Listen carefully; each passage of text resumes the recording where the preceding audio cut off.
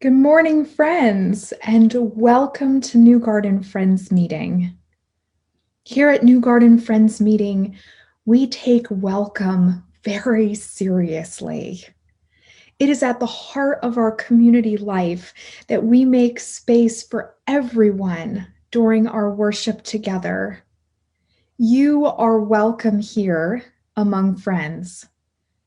No matter where you are from, no matter who you are, no matter where you may be on your spiritual journey, we are so glad that you are here with us this morning. Whether you are joining us on Zoom this morning, or whether you are joining us through Facebook Live, or whether you are watching the recording of this worship service, which is posted to our website. Friends, this is the Sunday that comes just before Easter. And some years on this Sunday, we read together the story of Jesus entering into Jerusalem, the Palm Sunday story. But this year, I'm doing something a little bit different. This year, I'm going to read the story of Jesus's death. I'm reading from the Gospel of Mark this morning, and I want to say that, like every account of violence, execution, mass murder, this is a troubling story. And some of you may find it troubling, particularly our youngest friends may find it difficult to listen. I'm reading this morning from the Gospel of Mark, chapter 14, verses 43 through 50, and chapter 15, verses 2 through 25.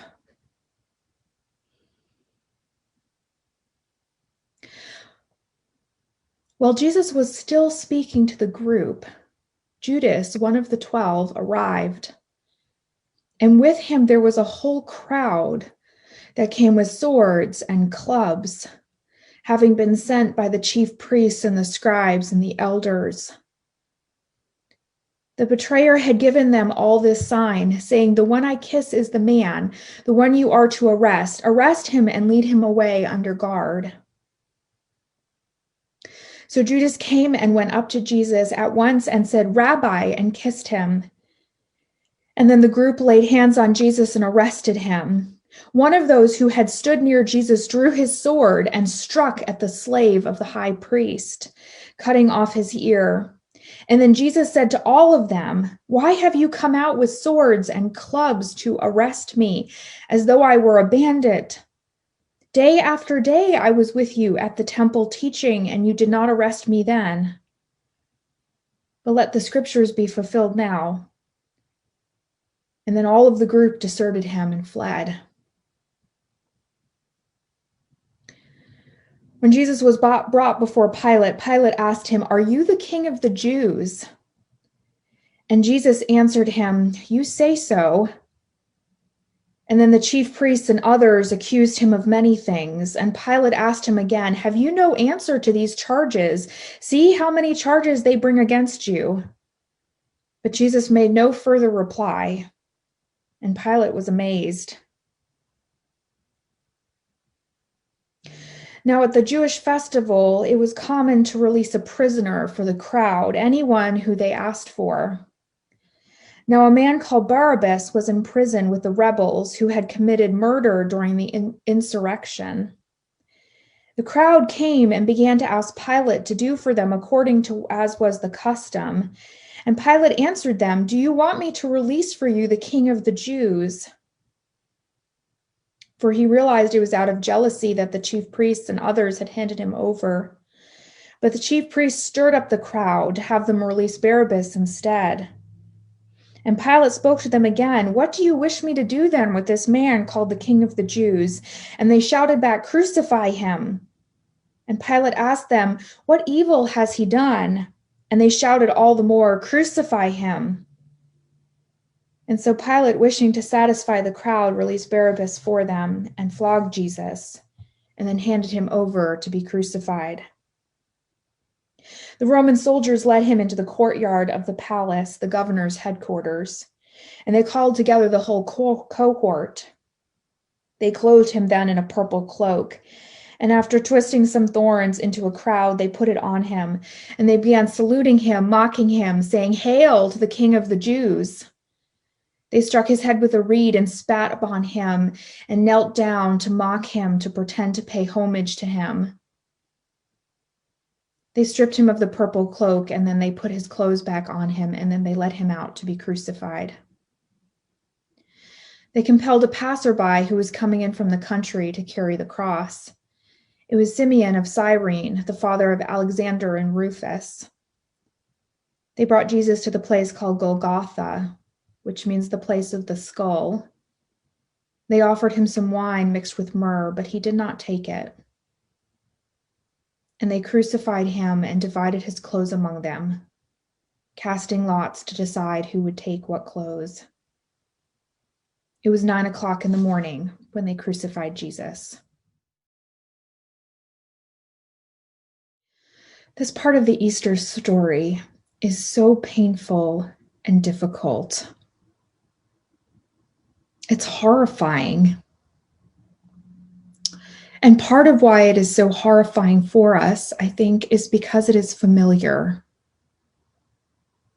We are well accustomed to stories of terror and pain, violence and suffering.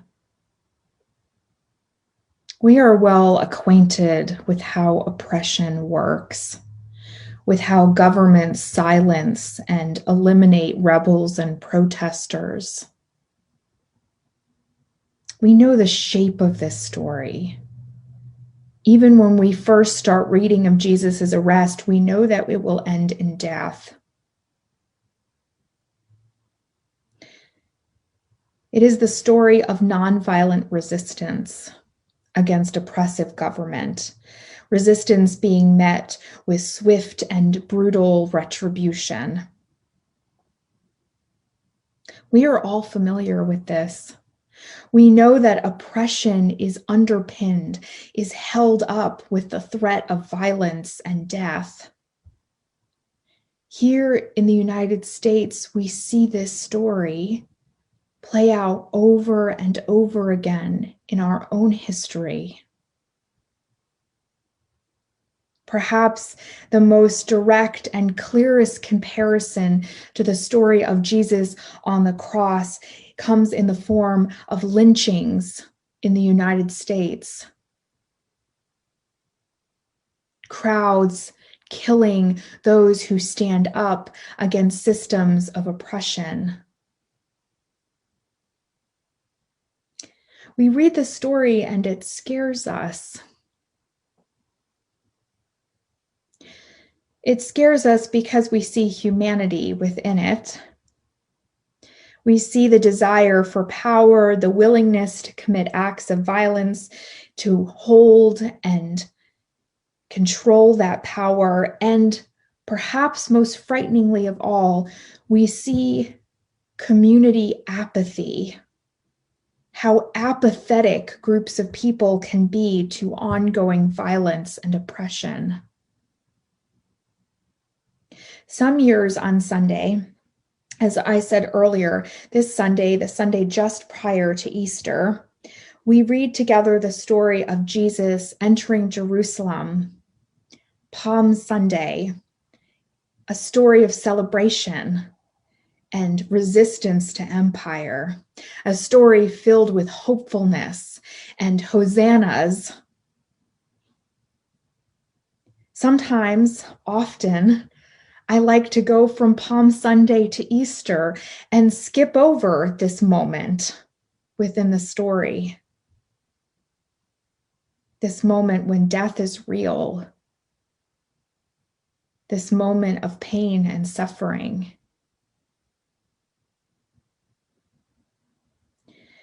But not this year. Because 2020 was a year unlike any I have ever experienced before. It was hard for all of us in different ways. As a country, we have faced the reality of death in a way that we have never before.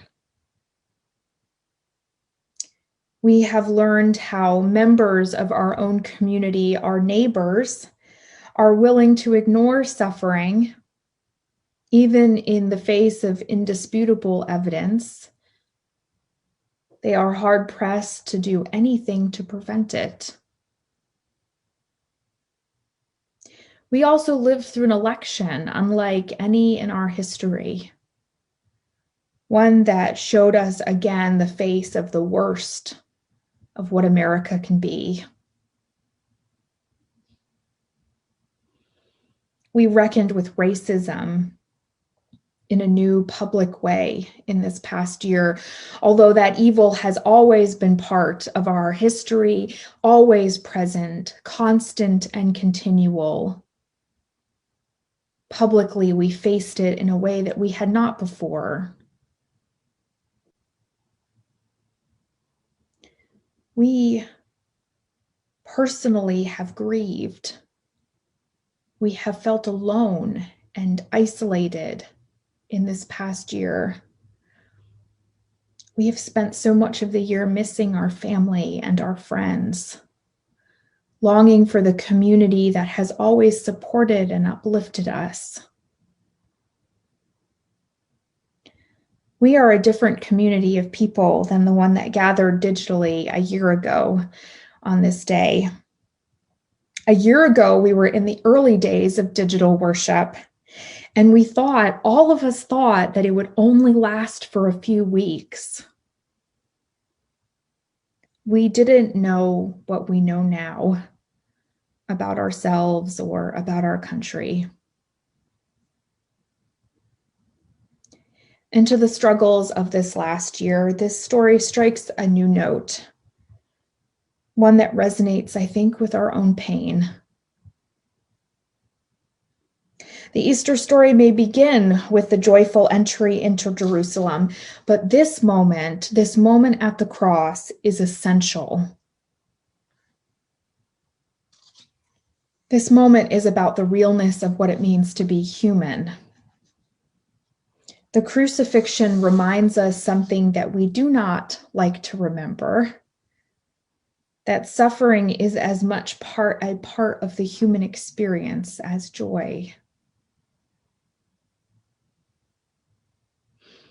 That systems of oppression have always existed and are still so much part of our world that we live in now.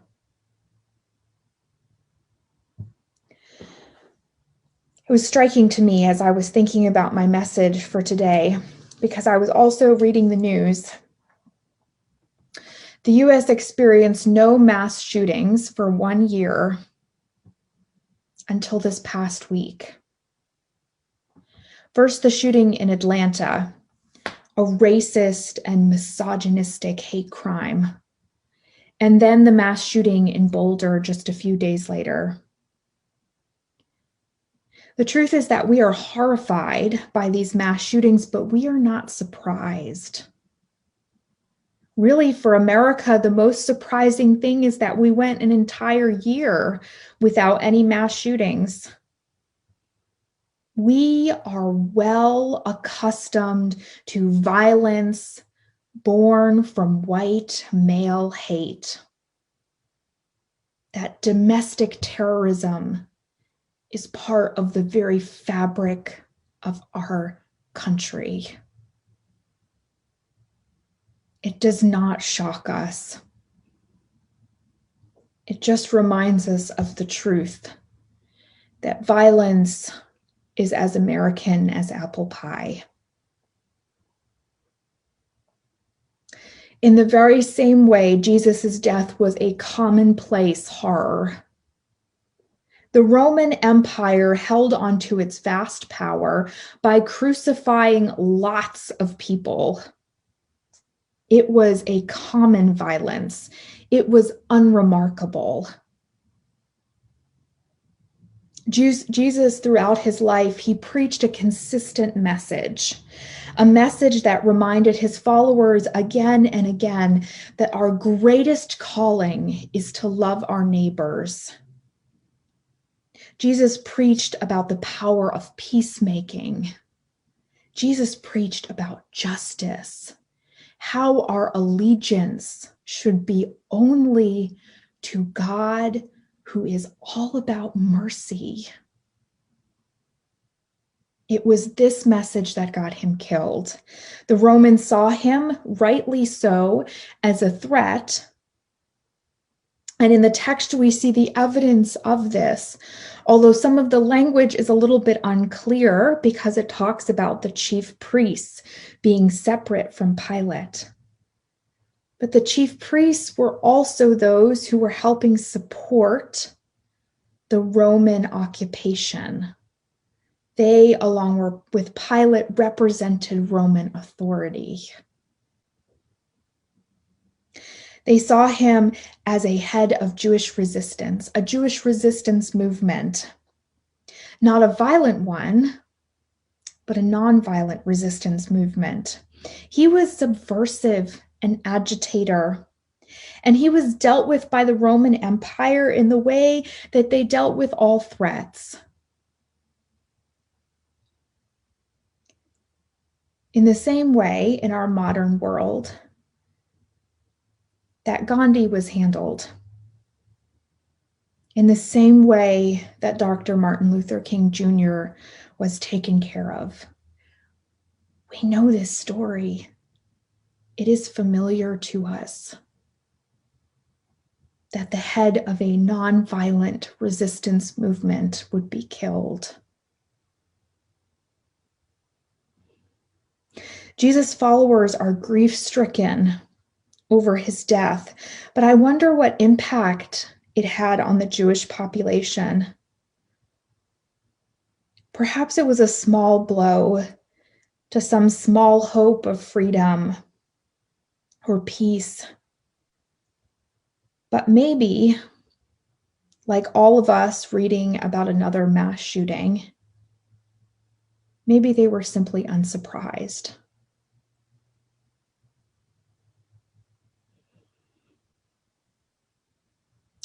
Reading just this part of the Easter story and not looking ahead just yet to the sunrise of Easter morning, this allows us the opportunity to look again as people of faith at the common suffering within our own society, and also to take seriously our own personal suffering and grief, the way our family and friends, our community of faith has suffered in the last year. It gives us space to grieve at the loss of life. It gives us space to hold the hurt and sadness over what has been lost this year.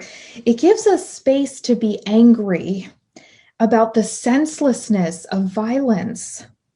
It gives us space to feel rage over the careless disregard for human life, systems of oppression within our world that disregard humanity.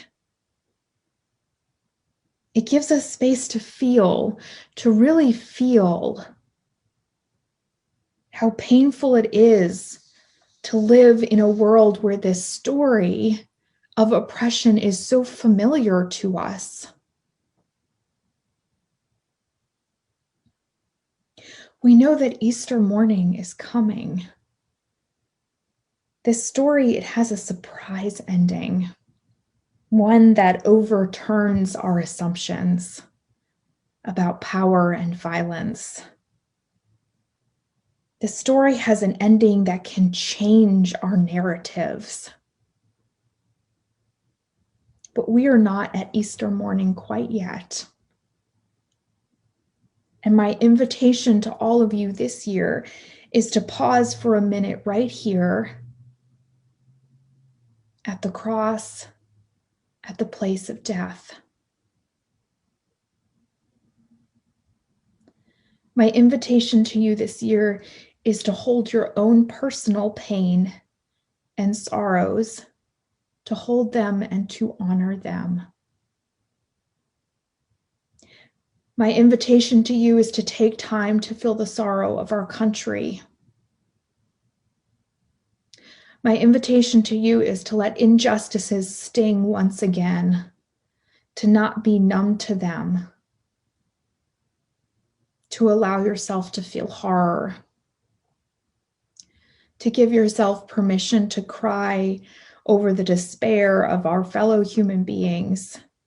Today is an opportunity to take seriously the things that are hard, the things that we would rather look away from, the things that we would really rather not talk about on a beautiful spring morning. Today, we can hold those things gently. And next week, we will tell a new story. A story about impossible, beautiful, amazing things. A story filled with hope. Today is the day where we stand at Golgotha. And next Sunday, we will tell a story with a new end. But today, let us pause for a minute and hold our silence together and feel the pain of how hard it can be to be a human.